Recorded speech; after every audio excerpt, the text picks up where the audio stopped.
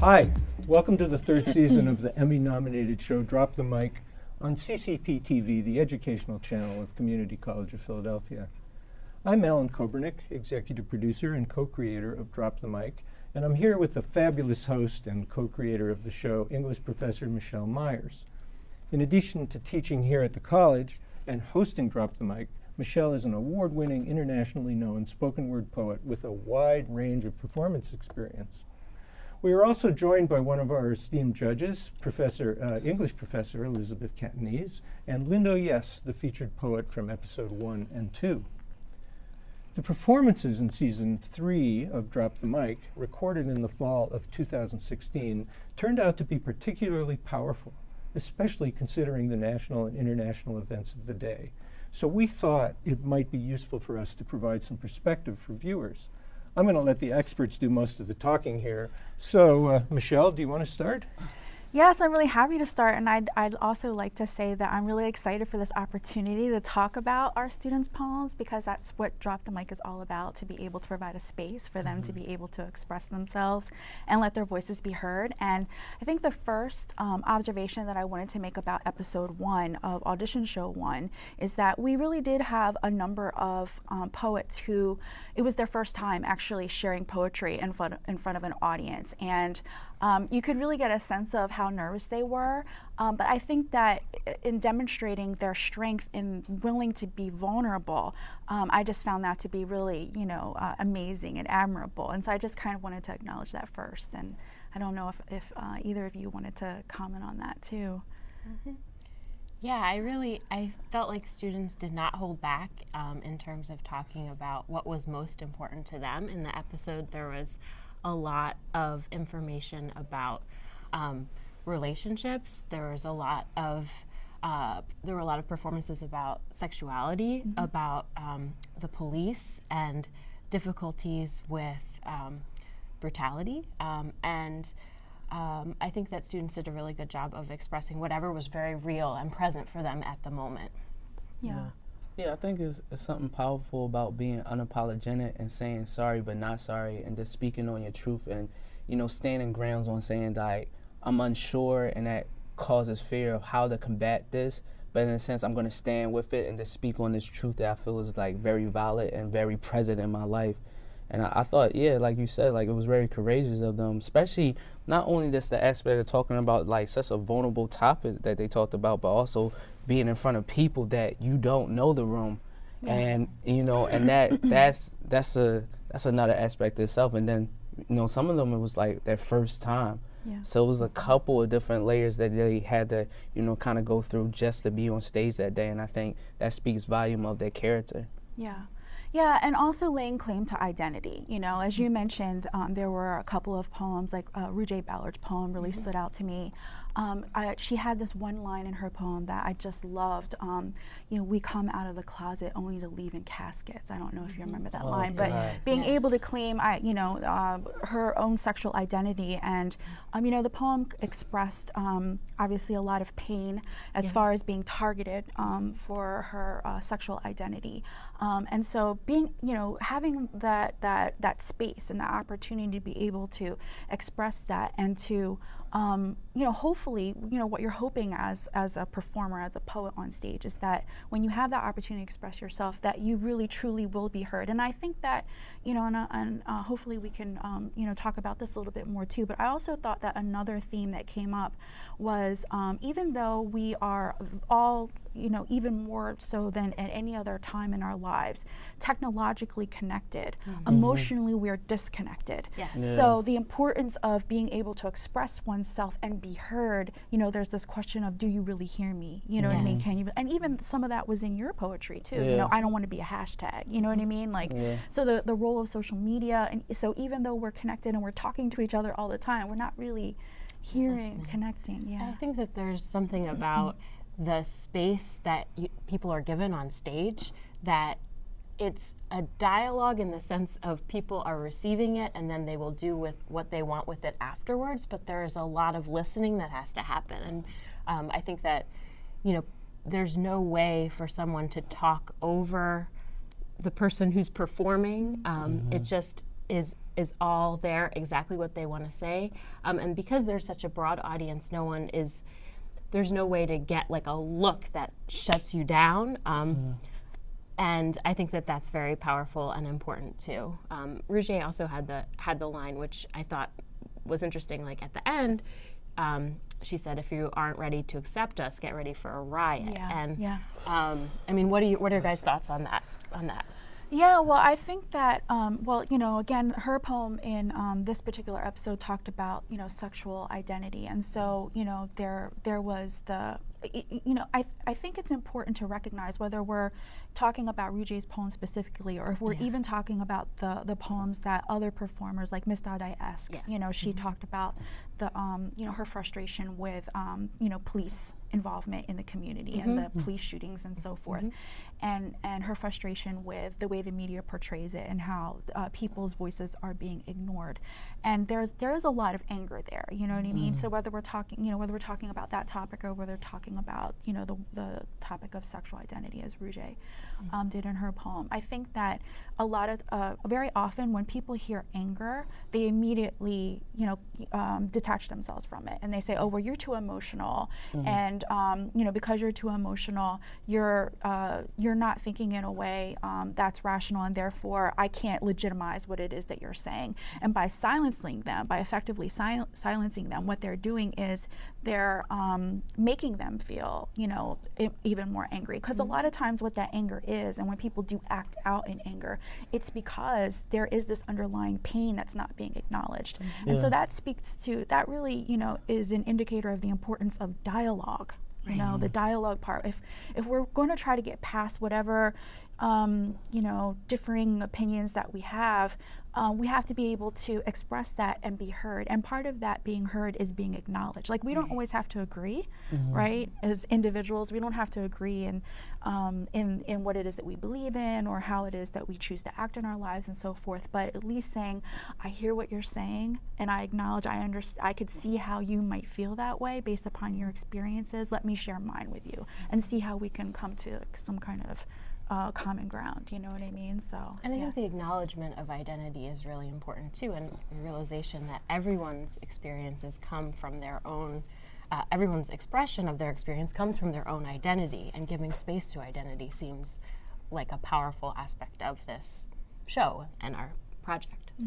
And I think for a lot of like creatives, they don't feel like they're getting that anywhere else except like these moments where you come to a stage and you're able to speak your truth. And I think for, just as an audience member and even as a performer, I look forward to going to the open mic or going to spaces like this in the sense of just getting commentary of like what's really going on, what's the pulse of things, because a lot of times, when you see it on the news or you just hear about it in an article, it's not as in touch of what's the people that are on the field, in the ground, that are actually experiencing it. And I think for me, that's the most powerful part, because it's like the honesty of like, this person is actually experiencing it versus like hearing someone just give commentary from the point of view of just like a distance, you know what I'm saying? So yeah. When do we, as we're talking about these issues that means, that have such deep meaning for us and that we feel so strongly about, at what point are we trying to get our message past an audience that already kind of agrees with us, you know what I mean, when we're not preaching to the choir? And so it's those breakthrough moments that I'm interested in us trying to consider, right? How do we get past the people who we know that provides that safe opportunity for us to express ourselves, to actually reach out to those people who might have differing viewpoints, might have differing opinions, might have an opposite emotional response to the same issue that we have. So, all of that being taken into consideration, because as we've been mentioning, some of the poetry that our poets on this episode are on topics that some people might find, upsetting and offensive, like if we're talking about the issues of police brutality in specifically in African American neighborhoods.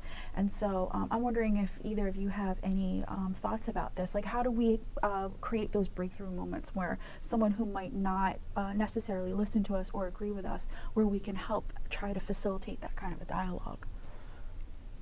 I think for me, as freeing as it is to be unapologetic on stage and, have the audience listen, and, maybe some of the people that are in the audience probably wouldn't listen otherwise unless, given that moment, they have to sit down and listen to their, but I also think, like, some of the work has to be, like, at home first, in the sense of just, like, we have to call our uncles, our aunts, have those conversations at Thanksgiving about, like, issues like this. There's people within our immediate community, in the sense of just a home, where we might have an uncle or aunt, a cousin that may use a derogatory term, and we need to start having that dialogue with them. Like, right now, a lot of people are feeling activated to call senators and stuff, but we also need to call our families. Like, why is this issue of Black Lives Matter is so important? Why are these issues about gay rights and the right to love is so important? Because we still have people within our immediate family that may use, like, gay as in, like, a derogatory term to demean someone, and we need to be able to have that dialogue in the moment, and we have to realize it's not going to just take one conversation. It may take several, it may take time, and we have to be willing to do that. And I think that's where it goes. It goes from the stage to the dinner table, to, at the corner store with our friends, the car rides with our mother and stuff like that. So all those moments where we're engaging with our family, we can immediately, change aspects of the world.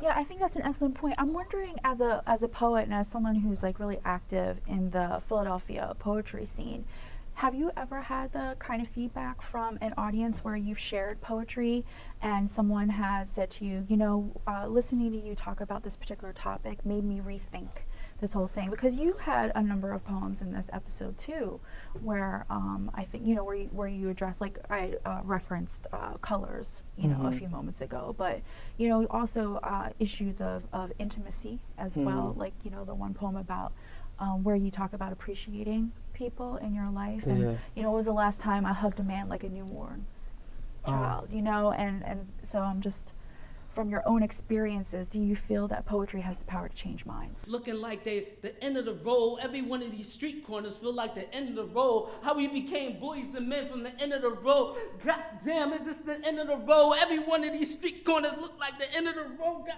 damn, is this the end of the road? Cop turned back and say, sir, this is the end of the road. And all I can hear is my irregular heartbeat. And every time I hear my irregular heartbeat, I think to myself, when the last time I hugged a grown man like a newborn child? 10 seconds before he got in that cop car, I told him, I love you.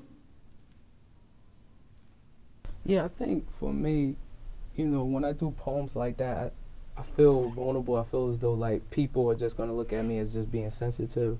And what I find is, like, those moments where I feel like an island, I'm actually, like, in a country of people that feel the same way.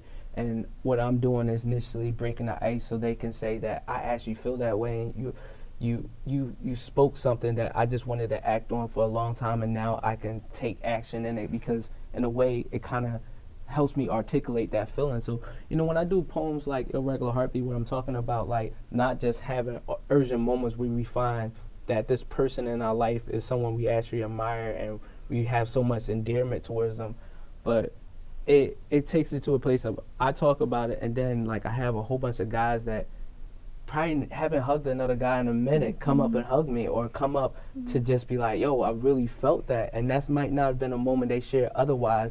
And I think it's also saying, like, sometimes I don't realize that I'm not alone with these issues until I talk about them out loud. So being on stage, the microphone is so big that I'm saying all these feelings out loud, and then everyone else is hearing me like, oh man, I'm feeling the same way. I can act upon this. I'm not alone with these feelings. And that's what I find. Like, a lot of times I'm thinking, well, I'm just going to put my emotions out there, and everybody's just going to say he's up in his feelings, he's sensitive, and then I'm just going to move on about that. But a lot of times it's just like a lot of hugs that I'm really surprised about. It's like, I think the one experience that was so endearing for me was I did Irregular Heartbeat, and there was this guy that was like 6'1", long beard. He was just like, to me, he was just like the man's man, you know. And he was like, man, that almost brought me to tears, and I just want to give you a hug. And I was like, oh man, this feels good. And I'm hugging a grown man. I was like, this is the whole initiative of the piece. And it allows us just to be like, it's okay to cry. It's okay to, you know, express these tears of joy. It's okay to give the roses out. It's okay to say we love each other. And it doesn't necessarily have to be in a romantic way. It's just going to be just an endearing way. Like, I appreciate you in my life enough to say that I love you. And that's all it is. So for me, you know, I think that's what poetry does, and allows us to know that we're not alone. And it breaks the ice for people, because people can have these thoughts in their head and then internalize it in a sense of thinking like I'm alone with it. And then when you have people that speak out on this, and you know, when you're internalizing it because you think it's unpopular, but then you have someone else, you be like, all right, it's at least two of us now. We can make this work. You know, we're now allies. We're now a team. That's all it takes is one other person, and that's it. And I think, yeah, it's powerful in that sense. You know. So before we get to let the viewers see the show, which I'm very excited about, I wonder if there's. We started to hear it from Lindo, but you know, did any of the poems strike you as really focusing on the positive aspects of living life? Yeah, I think for sure Vita's poem did. It was about the power and importance of faith in hard times, and a lot of the poems had those two sides where things were hard, but there were gestures in the poem that allowed the poets to speak what has helped them to navigate emotional difficulty. And I think poems in general are sort of a surface where many things can be at play. You can have a really angry poem that has moments of complete joy, or a really powerful message that comes across in one line, and then we're back to like being angry, which is in a lot of ways what life is. It's a little microcosm of life. I think that's just really quickly. I think that's a really important point to make, because, you know, even though we've kind of focused in on certain kinds of emotions that are being expressed, like we kind of talked about the anger or whatever, I think to just simply characterize these poems as being angry poems is denying them the complexity of the poems and what it is that they're expressing, because actually a lot of the poems are presented in a way which really is indicative of just how complex human emotion is. And I think that lends itself to the idea that, you know, regardless of what the topics of the poems were, I think that almost every poem in this episode, but also throughout like all of the audition shows for Drop the Mic, it's really about an individual, you know, as if we're looking at the poet as an individual and an individual voice that is trying to lay claim to identity or whatever.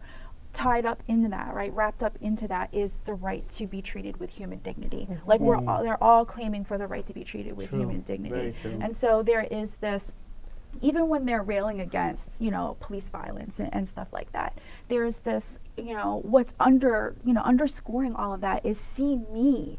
Like, see me for who I am. Like, don't see me as a potential criminal. You know what I mean? Don't see me as someone who's automatically supposed to be profiled. You know what I mean? Don't see me as someone that you should be mistreating or abusing. We have that topic too, but also, you know, I think we didn't talk about Stevie Purnell, but, you know, her poem focused on, you know, emotional violence. Baby girl, been wishing for a burner. Niggas will snatch up young women as if they were rag dolls, but threaten you if you insist on being anything stronger than plastic. Baby girl, been wishing for a burner. For these niggas that will threaten a female for saying no, but not that man that killed your cousin over a bag of coke. Because y'all brothers now. Y'all team now. As if buried beef cannot be dug up with a good dog and a shovel. In relationships, emotional and physical violence in relationships, and as a young woman, you know, expressing that, it's like, see me for who I am, you know, the right to human dignity. And then also, just really quickly, I did want to mention Non-Money, because I thought that his thing was too, like, echoing that point of see me, but, you know, not only see me, but recognize you in me, right? So, you know, in his poem, he talked about how he sees the man in the mirror, right, talking about himself, right, and perhaps that self-accountability, right? But then also he says to the audience, when I look out at you, I see 50 mirrors looking back at me. So he sees himself in the audience, you know, and he expressed that directly to them. I think all of those are very subtle points, but very, very important. You know? Very true. Yeah. So before we let them go and watch the show, one thing you think the audience should really take notice of in this first episode? Want to start, Michelle? I mean, for me, I'm always just so super excited anytime Drop the Mic, you know, an episode is coming on, because as I said, you know, when we started, you know, our discussion, I'm just always so blown away by the courage, you know, of all of our young poets. And so we have so many poets, you know. I think that as viewers watch it, they're going to see that some are appear to be more experienced performers than others. And I would say, you know, not get you know, really listen to the words, like really listen to the message of the poem, you know, and try to understand it. Yeah. Elizabeth? And maybe look for something in the poems that you don't agree with and then talk to somebody about it. You know, like, don't be afraid of whatever emotions come up for you as you're watching. I think just, like Michelle was saying, pay attention to the words, what speaks to you, what doesn't, and see it as an opportunity to start dialogue. Linda? I would say pay attention to, you know, the performer and how freeing that is for them to just be unapologetic, and how these spaces allow that. And I think that's probably the most endearing part of the show, is just like seeing how freeing it is to just speak on a topic that you have internalized and then allow it to be out there for the world to hear. Okay, there you have it. And here we go with Season 3, Episode 1 of the 2-time Emmy-nominated Drop the Mic. Enjoy. I was wondering if you wanted to, before we get started, you know,